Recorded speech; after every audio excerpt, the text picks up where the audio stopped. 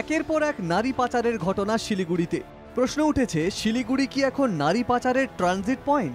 দিন কয়েক আগেই নিউ জলপাইগুড়ি স্টেশন থেকে উদ্ধার হয়েছিল 56 জন তরুণী। এবার শিলিগুড়ির প্রধাননগর বাস টার্মিনাস থেকে উদ্ধার 34 জন তরুণী। নারী পাচারের অভিযোগে গ্রেপ্তার করা হয়েছে 3 জনকে। যদিও অভিযুক্তদের দাবি সব ধরনের নিয়ম কানুন মেনেই তারা মেয়েদের চাকরির ব্যবস্থা করেছিল। जो ह्यूमन ट्रैफिक एलिगेशंस है, हमने सारा डॉक्यूमेंट दिया हुआ है।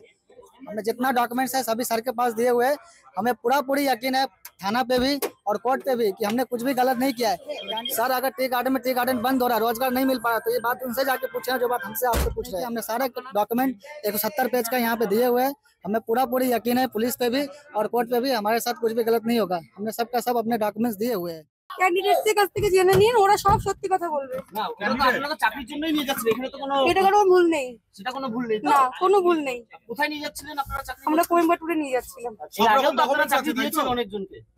এর আগেও কি নিয়ে গিয়েছিলেন চাকরির জন্য? আপনি ক্যান্ডিডেটদেরকে জিজ্ঞাসা করুন, ওরা সব। পুলিশের দাবি, ধৃতদের কাছে যথাযথ নথিপত্র ছিল না। জিজ্ঞাসাবাদের পরে জানা যায় যে কিছু লোকজন তাদেরকে আউটার স্টেটে তামিলনাড়ুতে কোনো এক জায়গায় কাজ পাইয়ে দেবে নাম করে তাদেরকে নিয়ে যায়, যদিও তাদের কাছে কোনো লফুল অথরিটি বা ডকুমেন্টেশন সেরকম কিছু ছিল না। তো তার ভিত্তিতে তাদেরকে উদ্ধার করা হয়। শিলিগুড়ি ও সংলগ্ন এলাকায় একের পর এক নারী পাচারের ঘটনায় শাসক দলকে কাঠগড়ায় তুলেছে বিরোধীরা।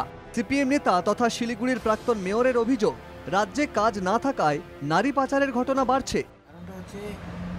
রোজগার নেই, কর্মসংস্থান নেই, তারা মনে করে এর মধ্যে দিয়ে কিছু রোজগারটা করা যায়। এই যে একটা রোজগারের যে লোভ দেখিয়ে কিছু গরিব পরিবারের মেয়েদেরকে এইভাবে নিয়ে যাওয়া হচ্ছে, আর শিলিগুড়িতে পরপর ঘটনাটা ঘটলো, তার মানে পুলিশ জেনেও কিন্তু এর সোর্সটা কী, কারা এগুলো করছে, কারা এর সাথে যুক্ত। বিশ্বে যে অর্থনৈতিক মন্দা, ভারতবর্ষ যেদিকে যাচ্ছে কর্মসংস্থানের দিকে, বাংলা তার থেকে অনেক বেশি উন্নত জায়গায় আছে। সেটা বাংলার যে সমস্ত সমীক্ষা, কেন্দ্রীয় সমীক্ষা, সেই সমীক্ষাগুলোতেও দেখা যাচ্ছে।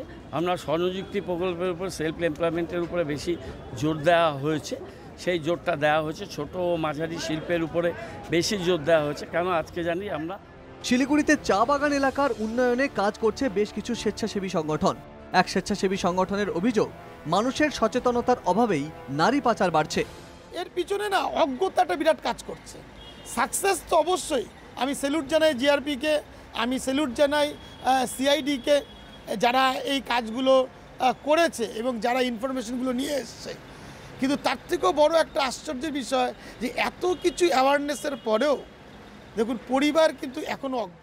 একের পর এক নারী পাচারের ঘটনা সামনে আসায় আতঙ্ক ছড়িয়েছে শিলিগুড়ি শহর ও সংলগ্ন চা বাগান এলাকায়। দাবি উঠেছে, পুলিশ ও প্রশাসনকে আরও সক্রিয় হতে হবে। শিলিগুড়ি থেকে প্রসেনজিৎ রাহার রিপোর্ট, এনকেটিভি বাংলা।